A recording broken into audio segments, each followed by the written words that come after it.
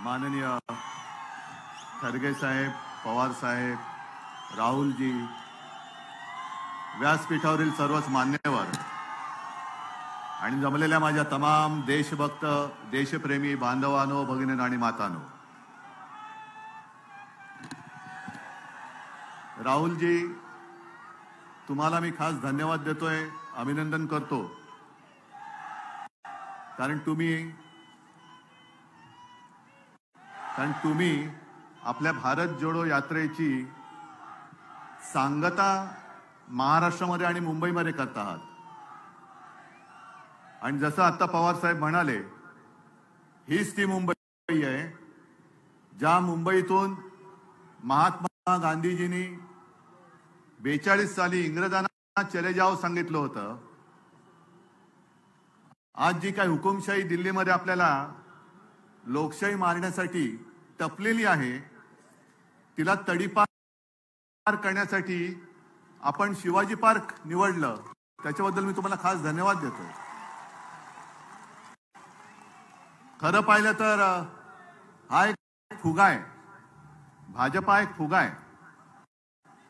आणि मला वाईट एका गोष्टीचं वाटतं की या फुग्यामध्ये हवा भरण्याचं काम आम्हीच केलं होतं.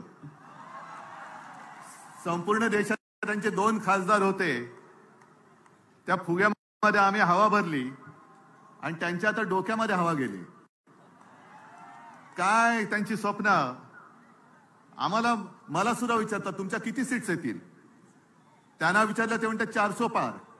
काय फर्निचरचं दुकान आहे काय? खुर्च्या बनवताय म्हणजे काय 400 पार म्हणजे काय फर्निचरचं दुकान काढताय?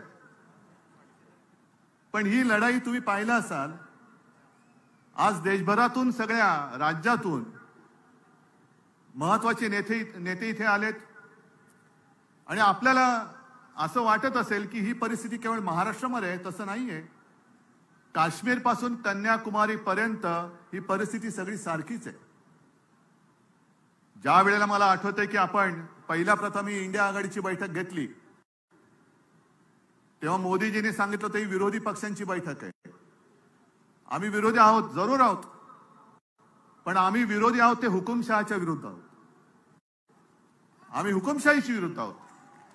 जेव्हा मोदीजी तुम्ही आमच्या घराणेशाहीवरती आरोप करता, तेव्हा तुमचं घराणं मी प्रकाशजींच्या भाषेत बोलत नाही, पण तुमच्या परिवारामध्ये फक्त तुम्ही आणि तुमची खुर्ची एवढाच तुमचा परिवार आहे. बाकी परिवार आहे कुठे?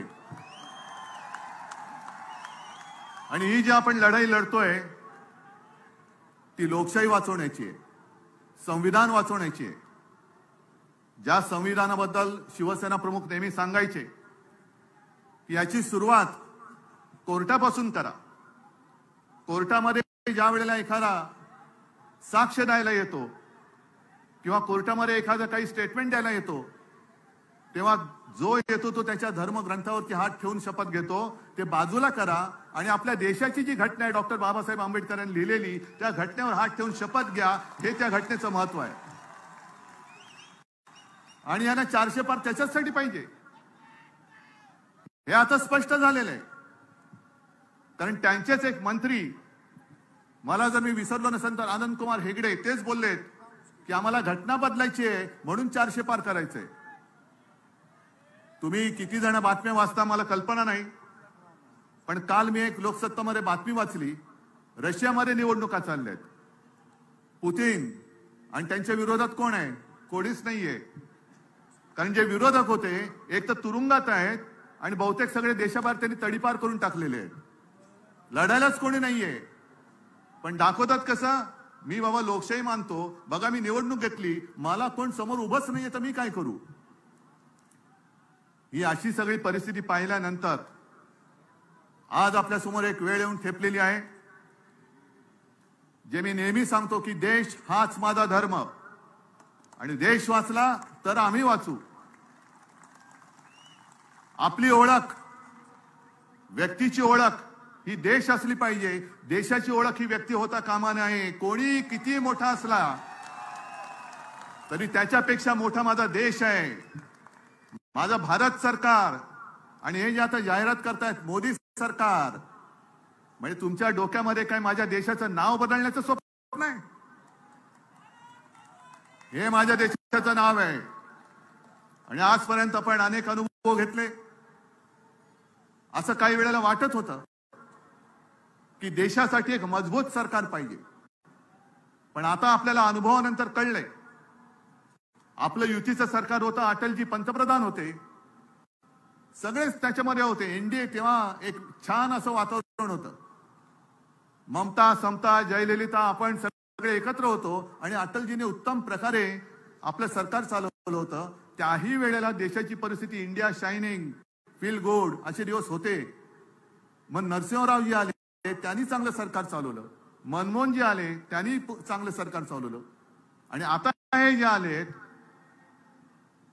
14 पासून एका पक्षाचं सरकार आहे, 14 नंतर 19, 19 नंतर 24 आणि आता ते सांगतात की विरोधी पक्ष 29 मध्ये अडकलाय. पण मी 2047 ची गोष्ट करतोय. कोणी राज्यकर्ता अमरपट्टा घेऊन येत नाही आणि या देशाच्या जनतेसमोर हुकुमशाही किती मोठा असला तरी ज्या वेळेला सगळे लोक एकवटतात तेव्हा हुकुमशहाचा अंत होतो. आजच वेळ आलेली आहे आणि हा शिवछत्रपतींचा महाराष्ट्र आहे. आपला जो इतिहास आहे, आपला इतिहास हा तोडाफोडा आणि राज्य करा असा जर का असेल तर जो आपल्यामध्ये फूट पाडतोय त्याला तोडा फोडा आणि त्याच्या छाताडावरती राज्य करा हे दाखवून देण्याची वेळ आलेली आहे. आणि जसं तेजस्वीजी तुम्ही एक नारा दिला तसा मी पण एक नारा हल्ली देतोय सगळीकडे. कारण ते जे म्हणतात अबकी बार, मी म्हणतो अबकी बार भाजपा. आणि त्याची सुरुवात ही आजपासून झालेली आहे. आणि मला खात्री आहे शिवतीर्थावरून जेव्हा रणशिंग फुंकलं जातं, हातामध्ये मशाल घेऊन रणशिंग आपल्याला महाराष्ट्रामध्ये फुकायचं आहे. आणि मुंबईतून एखादी गोष्ट जेव्हा बोलली जाते तेव्हा संपूर्ण देश त्या रस्त्यावरून चालतो, त्या वाटेवरून चालतो. म्हणून आपल्या लोकशाही रक्षणाची आजपासून ही लढाई सुरू होते. मी त्या हुकुमशहांना सांगतोय, तुम्हाला असं वाटत असेल की ज्यांना ज्यांना घाबरून तुम्ही तुमच्या पक्षात घेताय ते म्हणजे देशाची जनता नाही, देशाची जनता ही माझ्या समोर बसलेली आहे आणि आमच्या सोबत आहे.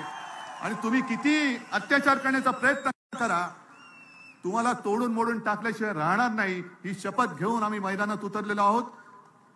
आणि एकच नारा परत घेऊन अबकी बार भाजपा तडीपार, गावागावात जा आणि या हुकुमशाही राजवटीचा अंत करा एवढीच एक विनंती करतो आणि आपली रजा घेतो. जय हिंद, जय महाराष्ट्र. धन्यवाद.